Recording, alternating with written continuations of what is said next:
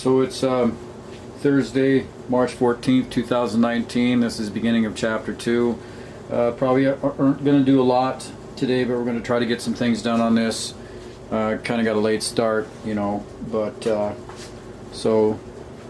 this is just the beginning of chapter 2, so we're going to put some parts on and we'll be right back.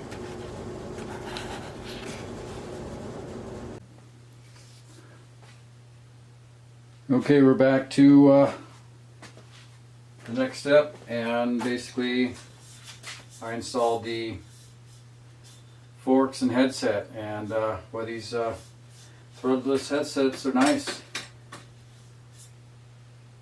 Look at that. Yep, that's the only way to go. 1 1/8 threadless and perfectly adjusted, ready to go. I mean, you're probably gonna have to adjust that thing maybe twice in the next 10 years. So she's ready. Take 2, she's ready. And so on to the next step.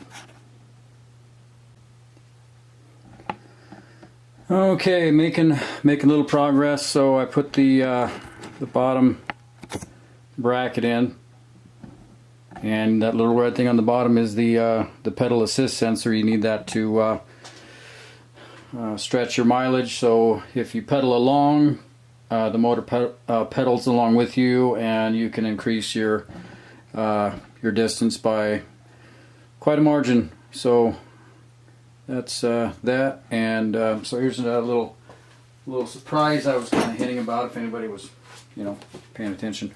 But oh, we can't even see it. Ooh, wow, what's that? Oh man, new crankset. Yeah, that old crankset that was on her bike, my sister-in-law's bike right there. I put that crankset on there. It was kind of at the end of the build. Time was tight. Money was short. This bike was a Christmas present to her, and those gears were just way too tall. I mean, that was built in, those gears were a completely different mindset when those things, that's like from a 1985 bicycle, and I mean, you just would never go fast enough, even with an electric motor, to go in top gear. And this is more modern, and so you're going to see them on the bike here pretty quick. And yeah, tough. That bottom bracket's in there with Loctite, so it's never coming out. It's a Shimano bottom bracket. It's never going to break. Not for what we're going to use it for. So anyway, I'm going to put the cranks on the bike and just see what it looks like. I'll be right back. Here's a quick shot of the cranks out of the box. Shimano Hyperdrive. Yeah, we'll here peel the plastic out. No, because I'm not gonna put this side of the cranks on right now. It would just be kind of in the way for the build. It's gonna go back in the box, but I got to make sure that other crank arm fits and isn't gonna mess with that pedal assist sensor. If you saw my other videos, you know what I'm talking about. Okay, bye. Okay, we're back. So just a couple minutes later, and so the pedal assist sensor is good where it's at, so I'm not going to have to mess with that little red thing down there. And the cranks are going to be no problem going on. And I already checked that out.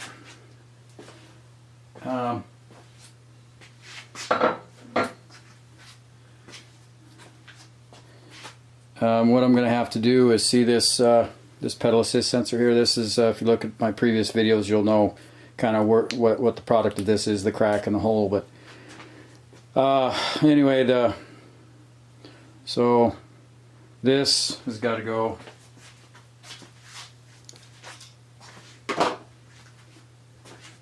This has got to go right here, and be a little bit tighter than that, and spin with the cranks on that. And I'm going to have to drill a hole like that, and this one, which I have the bit to do it. So we're not going to mess with that today. But it's going to be a lot easier than I thought, because I'm not going to have to make any kind of special rig for this like I did on my other bikes that I built. That's good. I'm not going to have to alter the cranks. I'm not going to have to alter anything but just drilling a hole in this little thing. But and I got a little template that's a little block of wood that I got all traced out, and I got the holes pre-drilled, and you just screw it right down to it on a drill press, drill it to this diameter, and you just put a little, if it's loose, you just put a little strip of duct tape around there. It's not going to go anywhere after that. That's way, or at least as good as, you know, just pressing this thing on and hoping these little things are going to hold while it's loose. Same thing.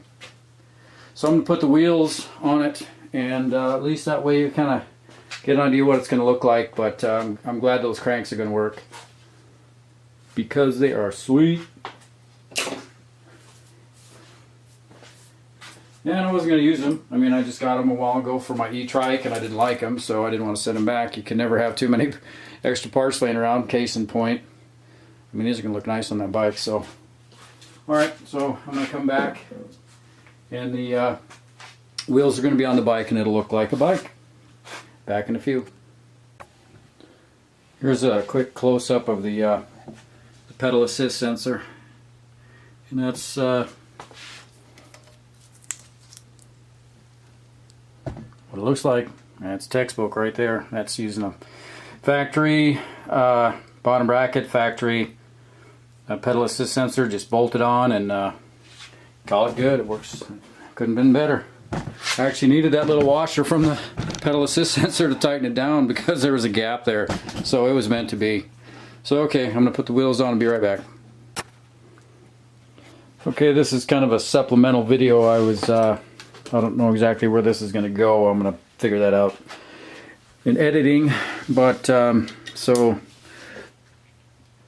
I went through a lot of this kind of fast. So basically, and you can't really see it because it's black, but most of the pedal assist sensors on e-bike are assuming that you're going to go on a square, they call it a square taper crank, on a bottom bracket. You know, that's what goes through the bottom here, and your crank spin on. And then this pedal assist sensor has these little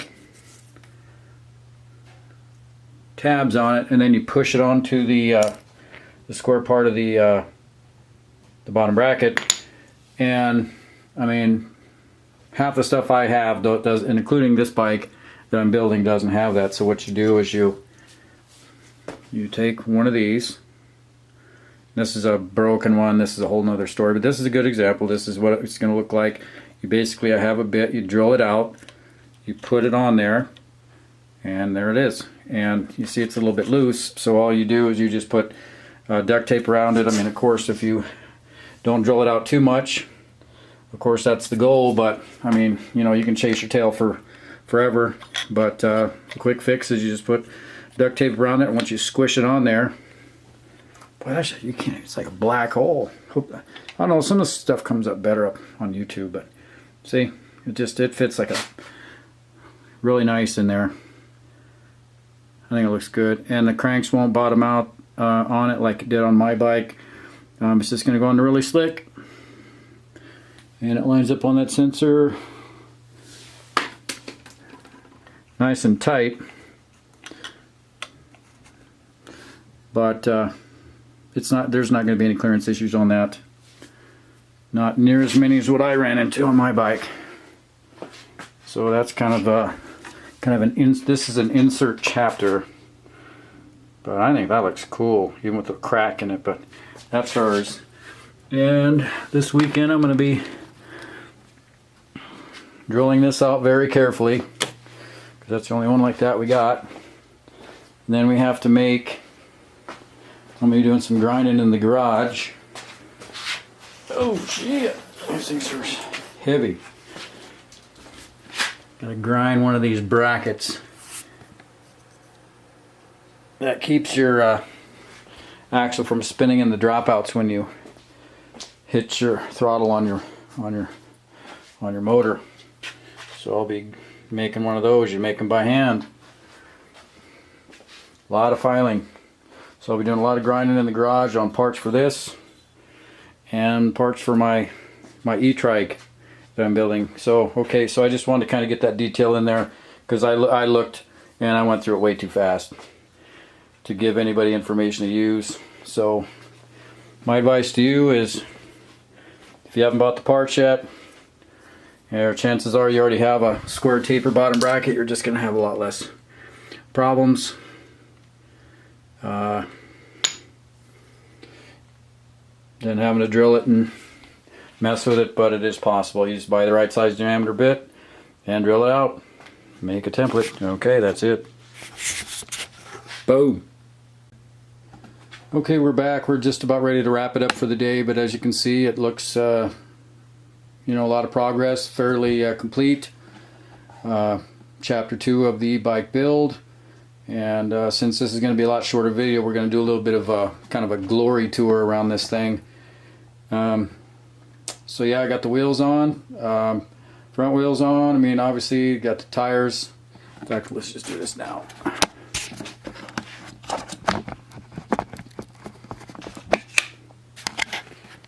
So, you know, as I was saying in the other chapter, those other tires were awful old, and they were like Walmart bicycle tires, and they were thick and yes and all that, but they were getting pretty hard and just hard to work with. I had a hard time just getting them off the rims, but yeah, these are nice tires. These came with, this tire came with this wheel, and this tire came with my brother's wheel for his bike, and you know, of course I switched his tires out, but these are nice tires. These are like retail for like 15 bucks on eBay. They're just a good kind of hybrid tire. They're kind of half street and half dirt. They're a lot lighter. They're thick. I mean, you know, they're beefier than I thought they were. They're certainly a lot thicker than the ones I usually use on my regular bikes. And yeah, look, see if you can see that clearance. I mean, you know, we can't really go any higher, otherwise you can't get the battery out, but that's plenty of clearance. And she was having trouble with the length of her previous stem. It was just too short, you know, this way, so I actually just had this in a box. And this is actually the original gooseneck that came with these bars on a bike I had a long time ago. And so she'll like that, because it was just not fitting her right. And yeah, got that on, got cleaned the front wheel. And that's pretty much all we can milk that for, I guess. But no, it's ready. It's getting there. It's definitely getting there. Spin. Yeah, see, it hits that controller. That's just one of those things, you know, when these things spin around, they'll pull the cables and they'll hit something. So just something you got to watch. Trying to keep this thing from falling. Not that it hurts anything, it just doesn't look that great. Alright, we are gonna wrap this thing up, put this thing back on there so I don't like multitask and drop my camera.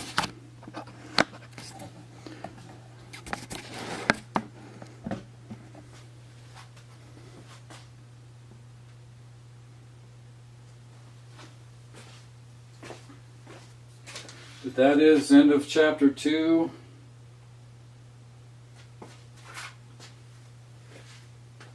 And it's yeah, it's 3:30 on the 20th. Ugh. On the 14th of March 2019. The 20th is first day of spring. If anybody was wondering where that was coming from, well, I want it to be spring. Sorry, guilty as charged. So yeah, it's pretty easy throwing parts on, not near as much work and intense, but definitely happy to not have to mess too much with that pedal assist sensor. That's a whole nother can of worms. So okay, so this is good for now until next time. Okay, just one more quick lap around the track before we cool off for the day.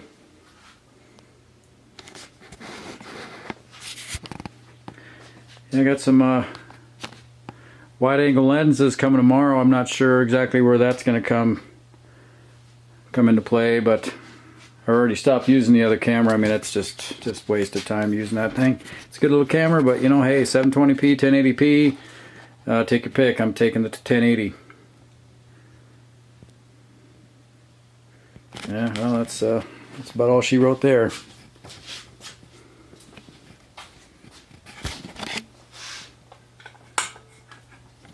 Not really.